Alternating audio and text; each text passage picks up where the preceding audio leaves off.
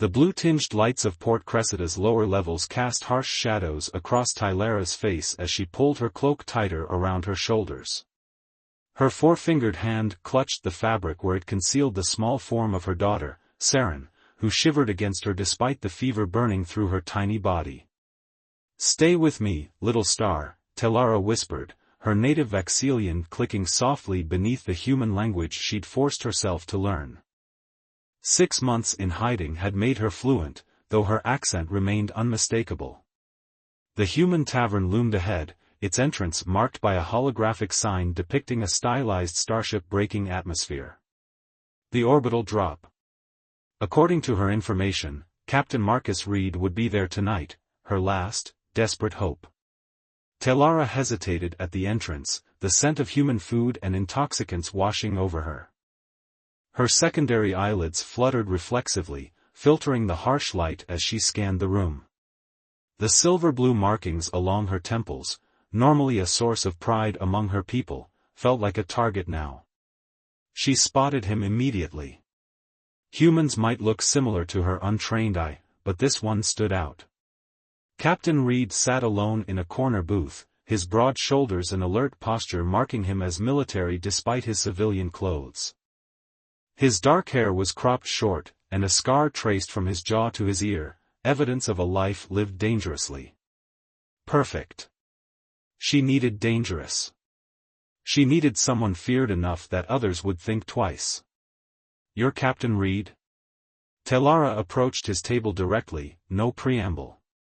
Her voice was low, melodic despite her tension. The human's gray eyes flicked up, first with annoyance, then with unmistakable recognition of what she was. "I don't recall inviting company, especially not Vaxilian company." His voice was deeper than she expected, but not unkind. "I have a proposition." Tylara glanced around nervously before sliding into the seat opposite him. She lowered her cloak enough to reveal Saren's face. The child's normally iridescent skin had dulled to a sickly lavender, her bioluminescent markings flickering weakly. Reed's expression changed instantly. "What's wrong with her?" "Stellar cascade syndrome. It's affecting her adaptive systems." Tylara swallowed hard. "She needs treatment with chromium-based antibiotics." "Human antibiotics." Understanding darkened his features. "Those are controlled substances, especially for non-humans. The Alliance doesn't exactly hand them out to refugees without documentation." "I know." Tylara met his gaze directly. "That's why I'm here. You have connections. Your ship operates beyond Alliance restrictions." Reed leaned back, studying her. "And what exactly are you offering in exchange for these connections?" The moment had come. Tylara steadied her breathing the way her people did before a hunt. "Myself. Complete access. No restrictions." She forced the words out clinically, though they burned her throat like acid. "I've researched human males. I know what you value." For a long moment, Reed was silent, his expression unreadable. When he finally spoke, his voice had dropped to a dangerous whisper. "You think I'd take advantage of your desperation? That I'd demand your body in exchange for medicine?" His question held no outrage, only genuine curiosity. Tylara blinked in confusion. "Is my offer insufficient?" A complex emotion passed across Reed's face, something Tylara couldn't decipher with her limited understanding of human expressions. "Your daughter. How long does she have without treatment?" 3 days. Perhaps 4. Tylara's voice cracked. The symptoms appeared suddenly. "We've been moving constantly, hiding, sleeping in abandoned cargo holds." It weakened her immune response. Reed's hand moved suddenly, and Tylara flinched. But he was only reaching for his communicator. "Lena, prep the med bay. We're bringing in a pediatric patient, Vaxilian, suspected stellar cascade. And contact Brenner, tell him we need his special stock of chromium antibiotics." He paused. Yes, now. Full discretion protocol. He returned his attention to Telara, whose expression had shifted from resignation to cautious disbelief. My ship leaves in 30 minutes. You and your daughter will be on it. He stood, towering over her. As for your offer, we'll discuss terms after your daughter is stable. But understand this, I don't take payment for basic decency. Telara rose shakily, cradling Saren closer. Why would you help us? Reed's smile was small but genuine. Because I can. And because out here, at the edge of civilized space, sometimes compassion is the only thing separating us from the void. He gestured toward the door. Now come. Your daughter needs help more than I need explanation. As they stepped into the humid night air, Telara felt something she hadn't experienced since fleeing her homeworld, a fragile, dangerous feeling she dared not name. Hope. The sleek corridors of the Artemis hummed with energy as Marcus led Telara through the ship. His crew watched with barely concealed curiosity. A Vaxilian refugee was rare enough, but one accompanied by their captain without restraints was unprecedented. Captain on deck, announced the ship's AI as they entered the medical bay. Dr. Nadia Winters looked up from her preparations, her dark eyes widening slightly at the sight of Telara and Saren. To her credit, she recovered quickly, professional demeanor taking over. Place her here, she instructed, gesturing to the examination bed. Telara hesitated, clutching Saren tighter. Your medicine, it's compatible? I've treated Vexilians before, Dr. Winters replied, her voice softening. The chromium compounds are already synthesizing. We'll start treatment immediately. With visible reluctance, Telara laid her daughter on the bed. Saren whimpered, her small four-fingered hand reaching for her mother. I'm here, little star, Telara murmured in her native tongue, the clicks and trills washing over the silent medical bay. Marcus watched the exchange, a strange tightness in his chest. Dr. Winters is the best in 3 systems, he assured Telara. Your daughter couldn't be in better hands. As medical scanners hummed to life over Saren's small form, Marcus gestured Telara toward a quiet corner. We need to talk about your proposition, he said, keeping his voice low. Telara straightened, her posture shifting to something formal and resigned. Yes. I am prepared to fulfill my offer. Marcus ran a hand through his short hair, frustration evident. That's not how things work on my ship. He glanced at the medical bay where Dr. Winters was already administering the first treatment to Saren. I'm helping your daughter because it's the right thing to do. Not because I expect payment. Confusion flickered across Tylara's features, her secondary eyelids blinking rapidly. I don't understand. In all hierarchical species, those with power expect compensation for protection. Humans are complicated, Marcus replied with a hint of a smile. Look, you and your daughter need sanctuary. My ship can provide that. In return, I expect you to contribute to the crew in whatever capacity fits your skills. Nothing more. And yet you didn't dismiss my original offer outright, Telara observed shrewdly. Marcus felt heat rise to his face, caught off guard by her directness. I'm not unaware of you as a woman, Telara. But I won't take advantage of your vulnerability. The conversation was interrupted by Dr. Winters approaching with a tablet. The antibiotics are working. Her adaptive systems are already showing improvement. She smiled reassuringly at Telara. She'll need to stay under observation for at least 48 hours. Relief washed over Tylara's features, the bioluminescent markings along her temples pulsing with emotion. Thank you, she whispered. I've arranged quarters for you, Marcus said. Adjacent to the medical bay so you can be near Saren. The crew has been instructed to treat you as an honored guest. Telara tilted her head, studying him. Not a prisoner? Not a companion? No. Not unless. Unless, she prompted. Marcus met her gaze directly. Not unless that's something we both freely choose, with no debts or obligations between us. Later that night, after Talara had spent hours at Saren's bedside, she found herself alone in the quarters Marcus had provided. They were modest but comfortable, far better than anywhere she'd stayed since the invasion of her homeworld. A soft chime announced a visitor. The door slid open to reveal Marcus, holding a tray of food. "I thought you might be hungry," he explained, setting the tray down. Our chef did his best to approximate Vaxilian cuisine. Talara approached cautiously, examining the colorful arrangement of proteins and vegetation. "This is thoughtful. How is Saren?" Marcus asked, maintaining a respectful distance. "Sleeping peacefully for the first time in days." Tylara's voice broke slightly. "Your doctor says she'll make a full recovery." Marcus nodded, relieved. "Good. That's good." An awkward silence fell between them, heavy with unspoken tension. Finally, Talara stepped closer.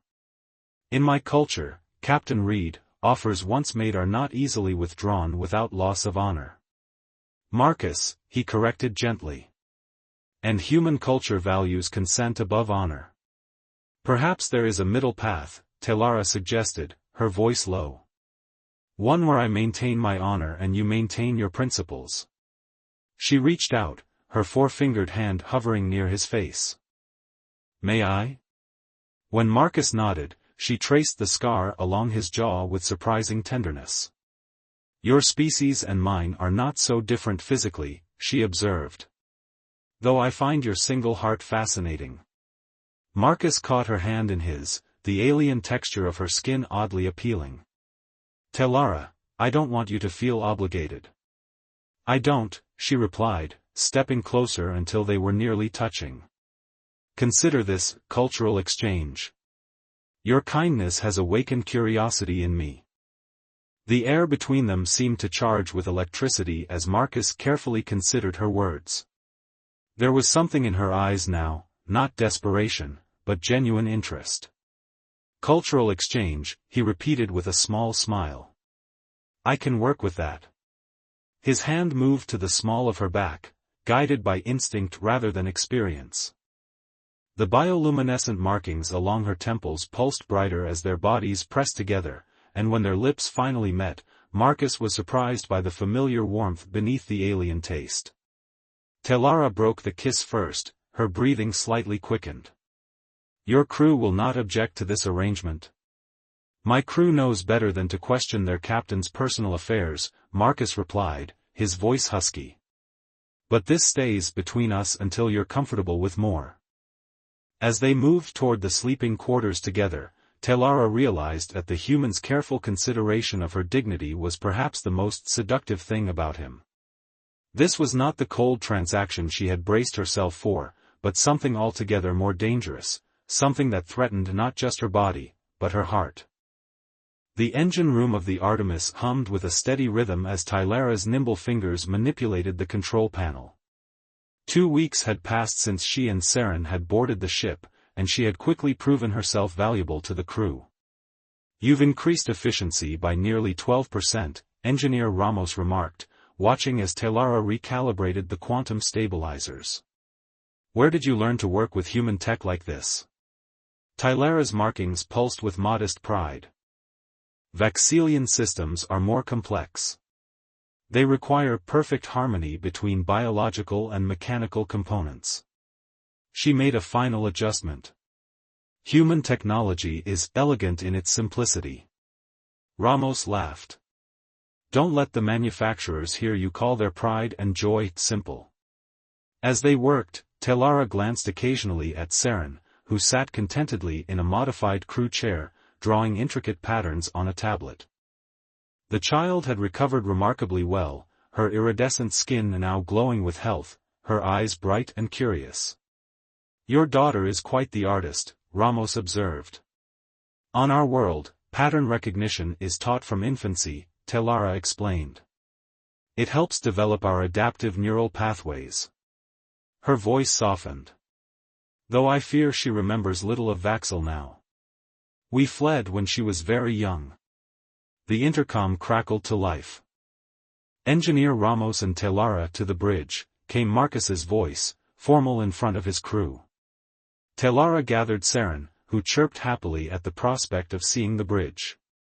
The child had developed an unmistakable attachment to the captain, following him with wide, admiring eyes whenever he was nearby.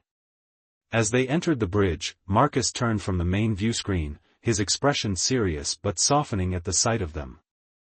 Over the past weeks, Telara had learned to read his human expressions with surprising accuracy, a skill that extended beyond the intimate moments they now regularly shared. "We're approaching the Carillon station," Marcus announced. "I need your expertise, Telara. The station has significant Vaxelian architectural influences." She stepped forward, setting Saren down in a spare chair where the navigation officer quietly showed her how to manipulate the harmless auxiliary controls. Carillon was built during the Alliance Vaxelian cooperative period, Telara confirmed, studying the approaching structure. "Before the Meridian Corporation's blockade." Marcus nodded grimly. "Which means their security systems will have Vaxelian components. Components you understand better than anyone on this ship."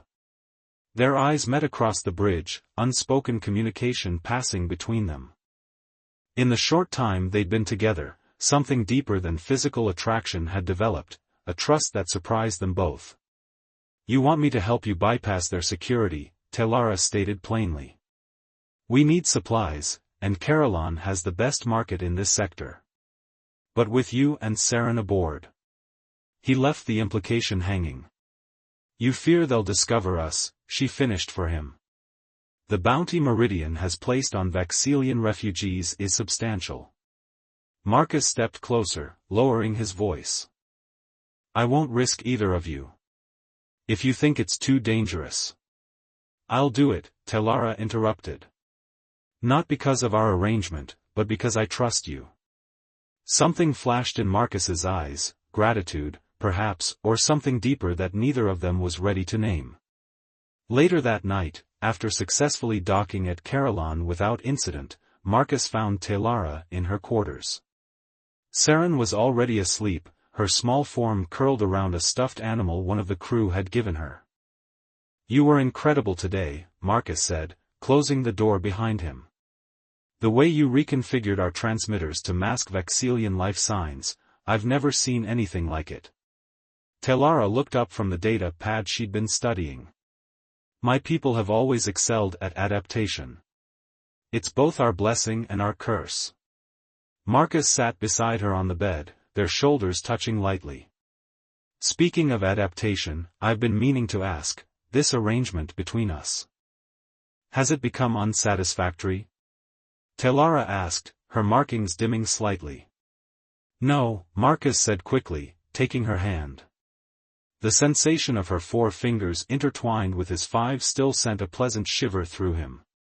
"Quite the opposite. I find myself wanting more than just physical connection." Tylara's secondary eyelids fluttered in surprise. "More? Time. Conversation. Understanding." Marcus struggled to articulate feelings he barely understood himself. "When we're together, it's not just about fulfilling an arrangement anymore. Hasn't been for some time." The markings along Tylara's temples pulsed with emotion. On Vaxel, such connections between different species were forbidden. Considered impure. She turned to face him fully. "Yet I find myself drawn to you in ways I cannot explain through biology or obligation." Their kiss that night was different, slower, more exploratory. As clothing fell away, revealing the subtle differences in their physiologies, they moved together with growing familiarity. Tylara's bioluminescent markings cast a soft blue glow across their entwined forms, heightening in intensity with her pleasure. Marcus traced the intricate patterns across her skin, following them down her back, across her shoulders, learning the map of her body as thoroughly as any star chart. When they finally joined, the sensation of completeness overwhelmed them both. Afterward, Lying in the comfortable silence, Talara traced the scar along Marcus's jaw. You never told me how you got this. Boarding action against a Meridian vessel, he admitted. They were transporting refugees. Vaxilian refugees. Tylara's hand stilled. You've helped my people before. Marcus sighed, pulling her closer. Meridian's exploitation of Vaxilian genetics for their adaptive technology programs crosses lines I can't ignore. The Alliance turns a blind eye because of corporate influence, but there are those of us who resist. Is that why you helped us? Part of your resistance? It started that way, Marcus confessed. But now it's personal. He pressed his forehead against hers in the Vaxilian gesture of intimacy she had taught him. You and Saren matter to me. Not as refugees, not as a cause, but as individuals. Tylara's markings pulsed with intensity at his words. Among my people, such a declaration would be the beginning of a bonding ritual. And if a human were to make such a declaration? Marcus asked softly. Her answer was to kiss him again, her body melding with his as naturally as two stars sharing their gravitational fields. Neither of them noticed the blinking light on the communications panel, signaling an incoming priority message from Alliance Command, a message that would soon shatter the fragile peace they had found. The first hint of trouble came at breakfast. Lieutenant Vasquez approached their table in the mess hall, her expression tight with concern. Captain, we need to discuss the transmission from last night, she said, her eyes flickering briefly toward Talara and Saren. Marcus nodded, squeezing Tylara's hand beneath the table before rising. I'll be right there. Talara watched him leave, a sense of unease settling in her stomach. Over the past month aboard the Artemis, she had learned to interpret the subtle shifts in crew dynamics, the way conversations halted when she entered a room, the encrypted communications that increased in frequency. Mama, can I go to engineering with Ramos today? Saren asked, her Vaxilian accent barely noticeable now after weeks of immersion among humans. After you finish your nutrient supplement, Talara replied, distracted by the sight of Marcus through the viewport window. His face had darkened as Vasquez showed him something on her tablet. Later that morning, Talara found Marcus in his private quarters, studying star charts with unusual intensity. You're planning an unexpected course change, she observed, closing the door behind her. Marcus looked up, conflict evident in his gray eyes. Alliance Command received intelligence about bounty hunters tracking a Vaxilian signature. They're converging on this sector. Fear, cold and familiar, gripped Tylara's heart. They're hunting us. Most likely. Marcus stood, crossing to her. His hands came to rest on her shoulders. I've altered our course to avoid the main transit lanes, but we can't run forever, she finished for him. The intimacy between them had grown into something neither had anticipated. Their nights together had evolved from physical exploration to deep connection, their bodies finding harmony despite their biological differences. The barriers between species had fallen away, leaving only two beings who found in each other what they hadn't known they were seeking. Marcus brushed his fingers along her temple, following the bioluminescent markings that brightened at his touch. I've been thinking about solutions. Places beyond Alliance jurisdiction where you and Saren would be safe. You would abandon your commission? Your ship? Talara stepped closer, her body fitting against his with practiced ease. I cannot ask that sacrifice of you. You didn't ask. Marcus kissed her softly. Some things are worth more than duty. Their embrace deepened, hands seeking familiar pathways across each other's bodies. They moved to his bed with the synchronicity of lovers who had learned each other's rhythms. As clothing fell away, the blue glow of Tylara's markings illuminated Marcus's skin, casting otherworldly patterns across the contours of his muscles. Their lovemaking held an edge of desperation this time, each touch, each kiss a silent promise against the uncertainty that loomed before them. Tylara's body arched beneath his, her alien physiology responding to his in ways that still surprised and delighted them both. Afterward, as they lay entwined, the ship's alarm shattered their peace. "Captain to the bridge, emergency protocol," the AI announced, its tone urgent. They dressed hastily, all tenderness set aside as duty called. When they reached the bridge, chaos erupted. Through the viewscreen, a sleek Hunter-class vessel approached, weapons hot. "How did they find us?" Marcus demanded. Lieutenant Choi at Communications looked up, his expression grim. "Internal signal, sir. Someone on board has been transmitting our coordinates." The betrayal hit like a physical blow. Marcus's eyes swept the bridge, landing on Ensign Rodek, who wouldn't meet his gaze. "Lock him in the brig," Marcus ordered. "We'll deal with traitors after we survive this." The Hunter vessel opened fire, rocking the Artemis. "Shields at 80%, Vasquez reported. "They're targeting our engines." "They want to board us," Telara realized aloud. "They want us alive." Marcus turned to her, understanding dawning. "This isn't about refugee bounties, is it? There's something more." Tylara's markings pulsed with emotion, fear, shame, resignation. "Vaxilian genetics. Our adaptive capabilities."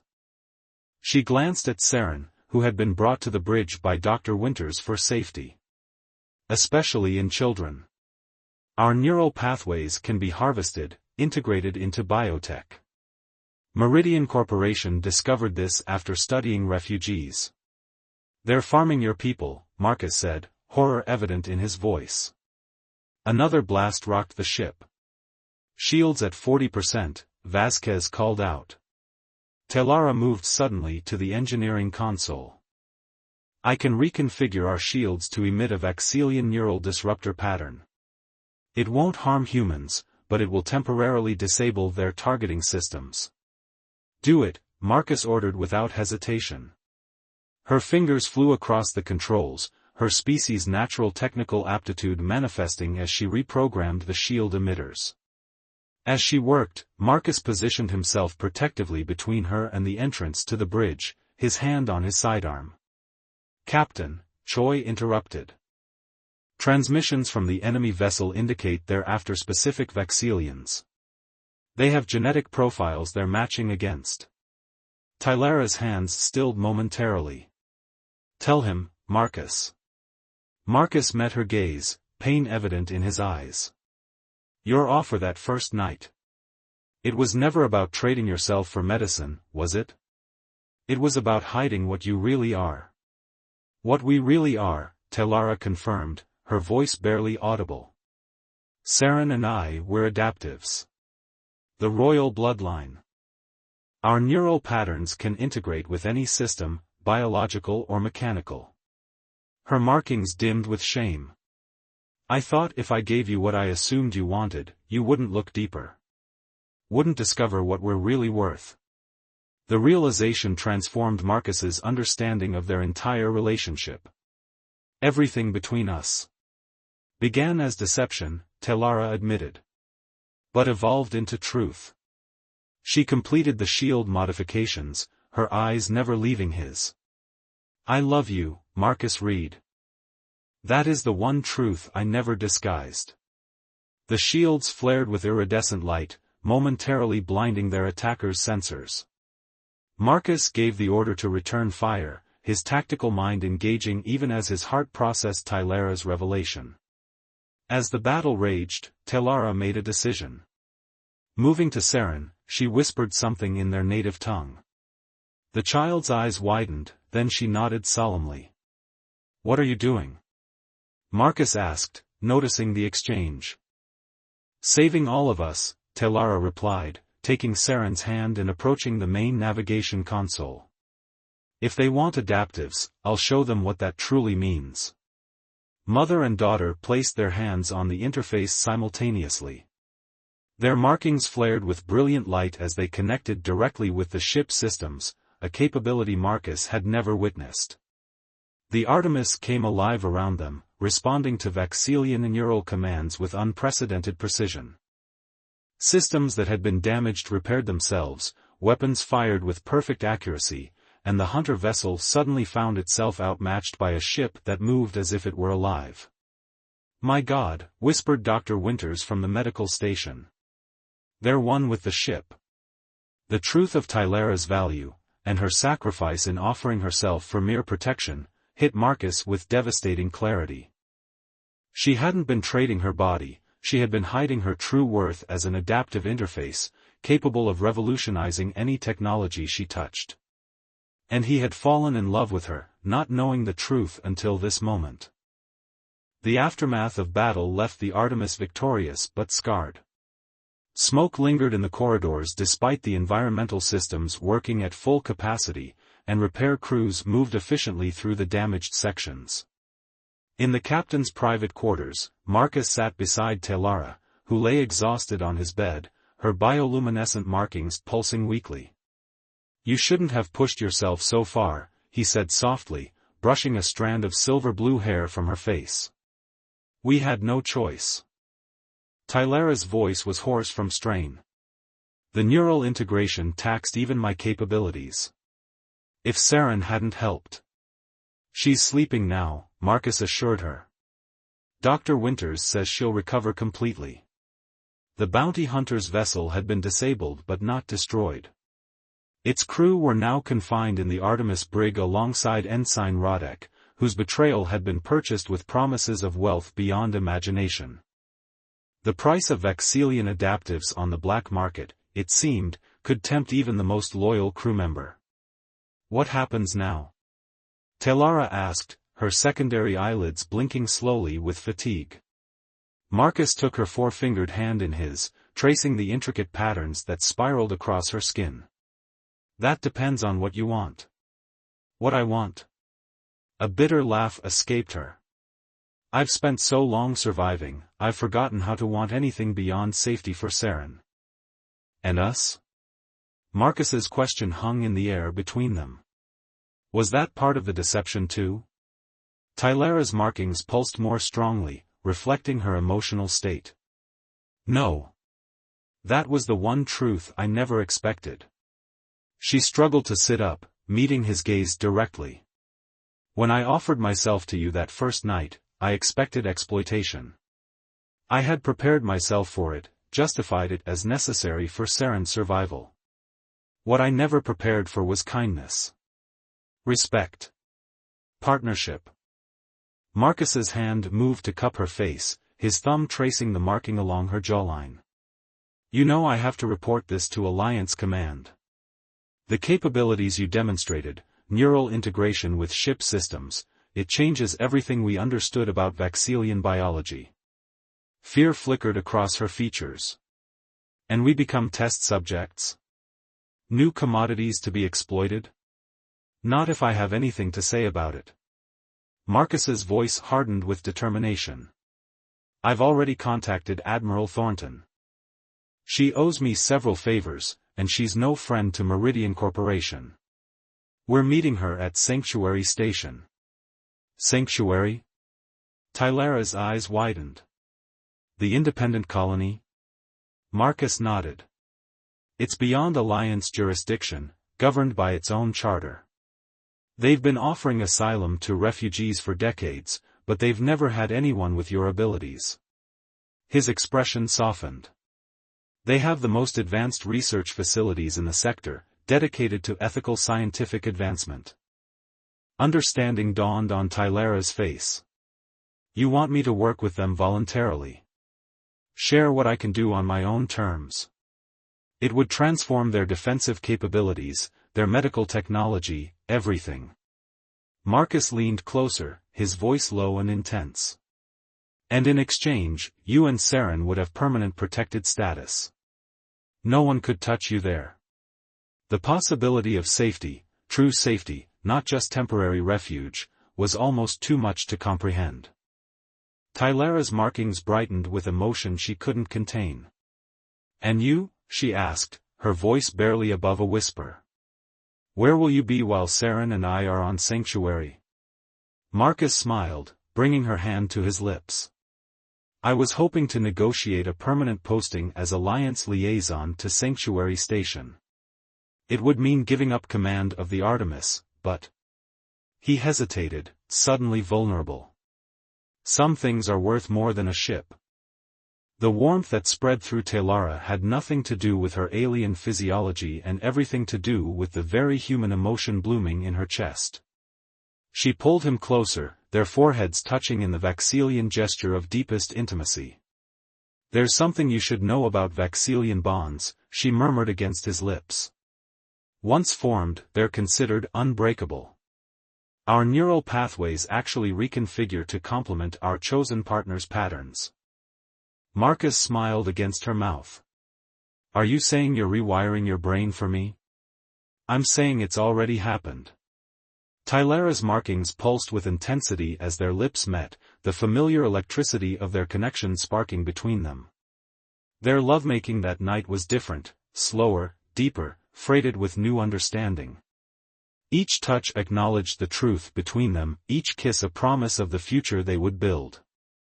Tylara's body responded to his with the harmony they had cultivated, her alien physiology now familiar territory to his exploring hands.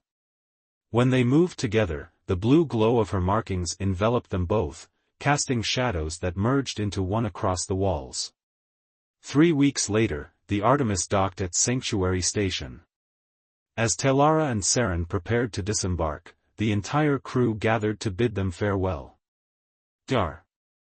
Winters knelt to Saren's level, presenting her with a small medical kit designed for her hands. "For the future doctor," she said with a smile. "Your mother tells me you have quite the aptitude for healing." Engineer Ramos presented Telara with a modified engineering tool. "Configured specifically for Vaxilian hands," he explained. "The research team is going to love working with you." One by one, the crew said their goodbyes, not as refugees they had harbored, but as friends they had come to respect. Even Lieutenant Vasquez, initially the most suspicious of Tylara's presence, embraced her warmly. Marcus watched from a distance, his heart full at the sight of his crew's acceptance.